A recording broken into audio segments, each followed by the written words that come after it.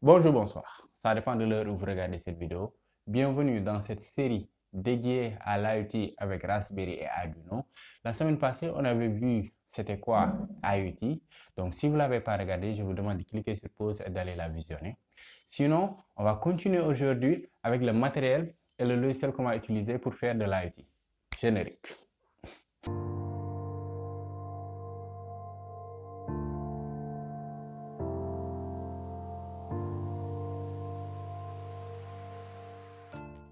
Le matériel étant tout ce qui est physique qu'on peut toucher à, palpable, et le logiciel, tout ce qui est virtuel qu'on crée via nos ordinateurs.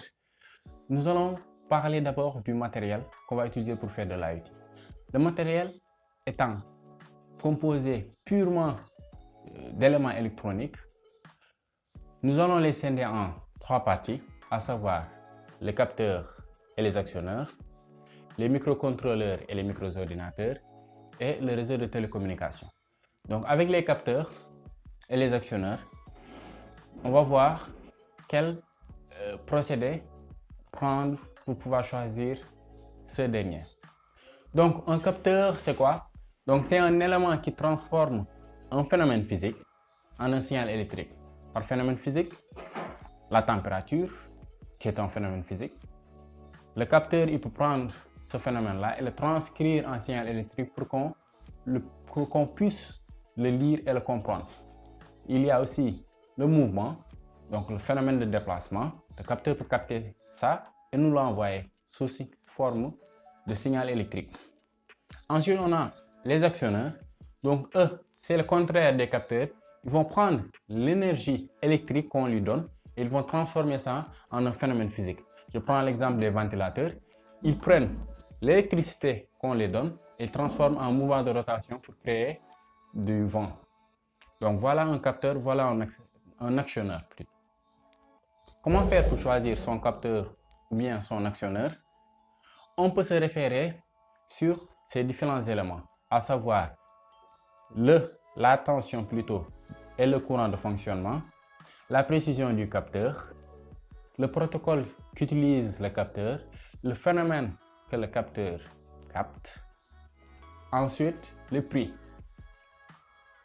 On va prendre un exemple. On veut mesurer l'humidité d'une chambre avec une précision extrême. On a ces quatre éléments. On a un DHT11, un DHT22, etc., etc. Donc, avec les caractéristiques listées ainsi, on voit que le DHT22 est mieux adapté pour mesurer l'humidité de notre chambre. Pourquoi? Parce que sa précision est la meilleure par rapport aux trois autres. On a une précision de plus ou moins 2%, alors que les autres varient de plus ou moins 3% à 5%. Donc, la précision peut nous guider à choisir un capteur. Ensuite, pour le cas d'un actionneur, je prends un exemple. On va faire un robot livreur de colis. Donc, qu'est-ce qu'on a besoin? D'éléments pour faire tourner des roues, un moteur. On a trois moteurs qui sont là. On a un servomoteur, on a un moteur pas à pas, on a un moteur réducteur. Nous, ce qui nous intéresse, c'est la vitesse et la légèreté. Donc, on peut voir que le moteur réducteur a une vitesse. C'est le moteur réducteur qui a la vitesse la plus grande et il ne coûte pas cher et n'est pas lourd. Donc, la vitesse et le prix peuvent nous guider aussi à choisir ce type de moteur-là. Donc, voilà les caractéristiques qu'on peut chercher, qui peut nous guider, on va dire, à choisir notre capteur ou bien notre actionneur. Après avoir vu les capteurs et les actionneurs, on va passer aux microcontrôleurs qui sont chargés de faire l'acquisition, le traitement des données et l'enregistrement dans certains cas des valeurs provenant des capteurs et aussi prendre le contrôle des actionneurs. Donc les microcontrôleurs sont comme des ordinateurs. Ils ont un processeur, ils ont des mémoires vives comme mortes, ils ont des entrées et des sorties. La seule différence avec les ordinateurs, ils sont pas puissants. Les ordinateurs sont 100 fois plus puissants que les microcontrôleurs.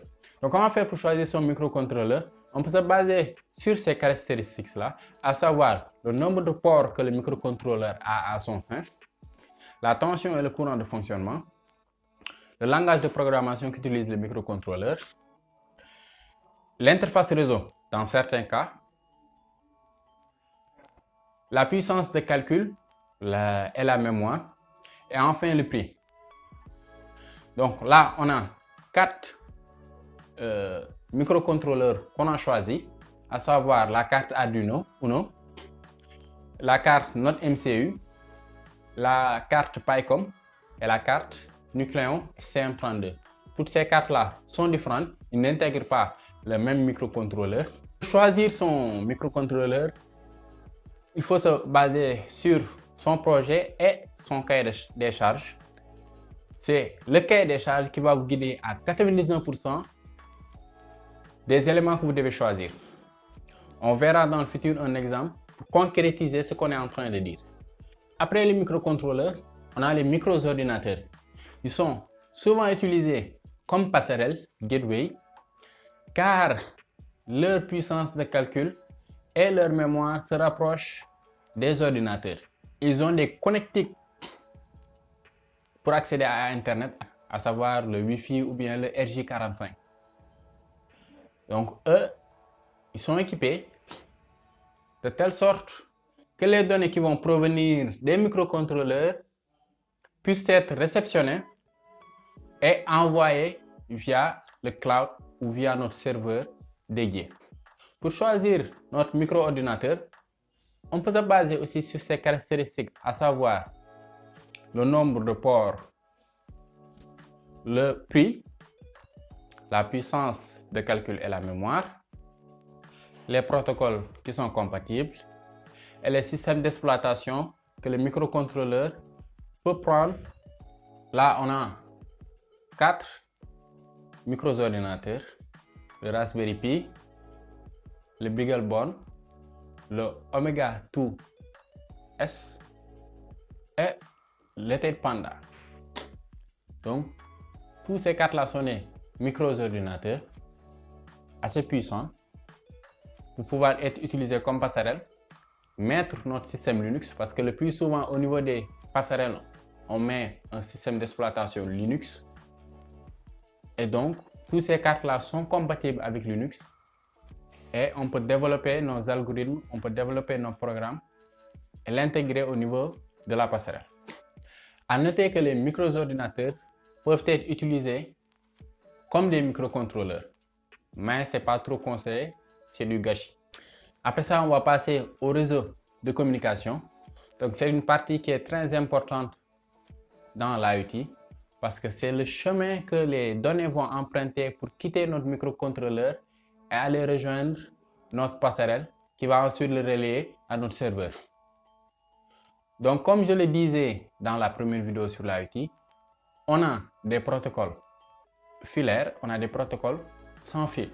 Protocoles filaires comme le RJ45, CAN, RS232. Filaire, on a le Wi-Fi, on a le Zigbee, on a le Bluetooth, on a NFC. On a pas mal de réseaux de communication sans fil. Pour choisir son réseau de communication, on peut se référer à ces 3 éléments, à savoir la distance, la portée du réseau, le débit du réseau et enfin sa consommation en énergie. Voici un tableau avec différents types de réseaux de communication. On a le RS232, on a le Wi-Fi, on a le Bluetooth, on a le Zigbee, on a le NFC, on a LoRa. Et voici les caractéristiques de ces différents éléments et leur cas d'utilisation. Donc, on peut voir que le LoRa est un réseau de communication longue distance qui peut aller jusqu'à 15 km, alors que le NFC, c'est un réseau de communication courte distance qui ne peut pas dépasser 10 mètres. Voilà les 3 éléments essentiels qu'on retrouve dans le matériel pour faire de l'IoT, à savoir les capteurs et les actionneurs, les microcontrôleurs et les micro-ordinateurs et le réseau de télécommunication. Donc, vous devez vous référer à votre cahier de charge. C'est lui qui vous guidera à 99% sur le choix des composants que vous allez faire. Après avoir vu le choix du matériel, on va passer au logiciel qui est très important car il intervient au niveau de toutes les branches de l'IoT. Et c'est le logiciel qui va nous permettre de faire comprendre aux objets, aux appareils, ce que nous voulons qu'ils fassent. À la base, ils n'ont pas d'intelligence. Pour faire cela, on utilise ce qu'on appelle le langage de programmation. Donc, c'est un ensemble de mots finis destinés à nous faciliter la communication entre nous humains et les ordinateurs. Donc, il existe plusieurs langages de communication. Il y a le C, il y a le C++, le HTML, CSS, JavaScript, Perl, Python. Voilà, il y a des milliers de langages de programmation. Dans la première vidéo, on a vu que l'IoT pouvait être scindé en 4 parties, à savoir l'appareil connecté, Internet, le cloud et l'application. Donc, on va voir au niveau de ces 4 branches, ces 4 différentes branches, l'intervention du logiciel. Donc, côté appareil connecté, là où se trouvent nos capteurs, nos actionneurs, notre microcontrôleur et notre réseau de communication, on va souvent utiliser des langages de programmation tels que le C, le C++, l'assembleur, le Python, le Java et le JavaScript. Donc, côté logiciel, c'est des IDE, c'est ces logiciels qui vont nous permettre d'utiliser ces langages-là. Donc, on va avoir l'IDE de Arduino, Arduino IDE, CodeBlocks, Eclipse, Plateforme IO qui est un plugin qu'on met sur VS Code ou bien Atom ou VS Codium aussi. Donc, eux, c'est des outils qui vont nous permettre de manier ces langages-là et de mettre ça au niveau de notre microcontrôleur. Ensuite, au niveau de notre passerelle, au niveau de notre gateway, là, le plus souvent, à 90%, on a un système d'exploitation. Au niveau de ce système d'exploitation-là, on a une large gamme de distribution. On peut avoir Raspbian, on peut avoir Windows IoT Core, Ubuntu Core, Ubuntu Server, Arch Linux, etc. Il y a plein de systèmes d'exploitation. Donc, au niveau du passerelle, ce qui va nous intéresser, ça va être le système d'exploitation que l'on va utiliser. Ensuite intervient le réseau de communication. Au niveau du réseau de communication, le plus souvent, on va faire face à des protocoles tels que MQTT, donc c'est utilisé côté logiciel, ou bien HTTP. Donc, ils vont nous permettre de faire transiter nos données via Internet. Côté cloud, le plus souvent, on va utiliser des services tels que Amazon Web Services, IBM Cloud, Microsoft Azure. Mais n'empêche, si on veut, on peut installer nos propres services en local au niveau de notre ordinateur ou bien de notre micro-ordinateur. Le micro-ordinateur peut faire office de passerelle et serveur en même temps, serveur local, on va dire. Les services qu'on peut installer sur notre serveur local peut être Node-RED, Blink, Mozilla WebSync ou SyncBoard. Et si on a les compétences, on peut développer notre propre application from scratch avec des langages tels que HTML, CSS, JavaScript, PHP, MySQL, Apache, Python, Django, etc. Enfin, au niveau de la partie application, là aussi on a deux choix. Soit on peut utiliser des applications qui sont déjà faites, soit on peut faire notre propre application from scratch avec Flutter, Swift, App Inventor, qui est une application très facile à utiliser. Pas besoin de coder, on utilise des blocs pour créer notre application. Mais côté logiciel, on peut avoir Node-RED Dashboard ou bien MQTT Dash, qui vont nous permettre de pouvoir visualiser les données et prendre le contrôle si nécessaire. Comme pour le matériel, le choix du logiciel dépend à 99% du cahier des charges. c'est lui qui va vous guider sur les technologies à utiliser. On va passer maintenant à la partie pratique. On va concrétiser ce qu'on vient d'expliquer sur le matériel et le logiciel. On va prendre un exemple d'un client qui est venu nous voir avec un problème. Son problème, c'est quoi? Il a une table de micro-jardinage. Il veut semer des légumes, mais avec les dures conditions de la vie, il n'a pas le temps d'entretenir son mini potager.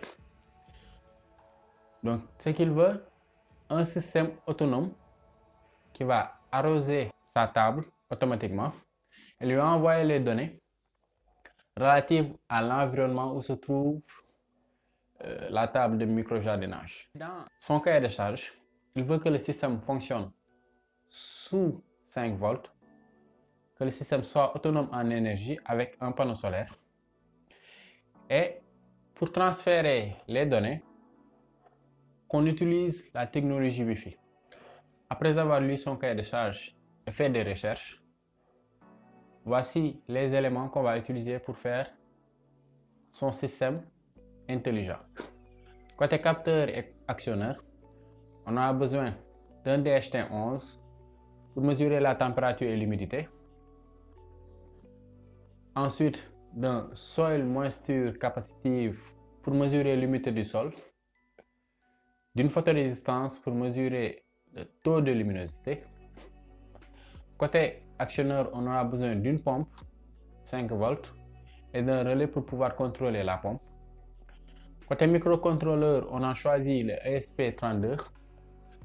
Côté gateway, on va utiliser un Raspberry Pi 0. Côté cloud, on va utiliser Node-RED pour faire le traitement des données et ensuite l'afficher via le dashboard.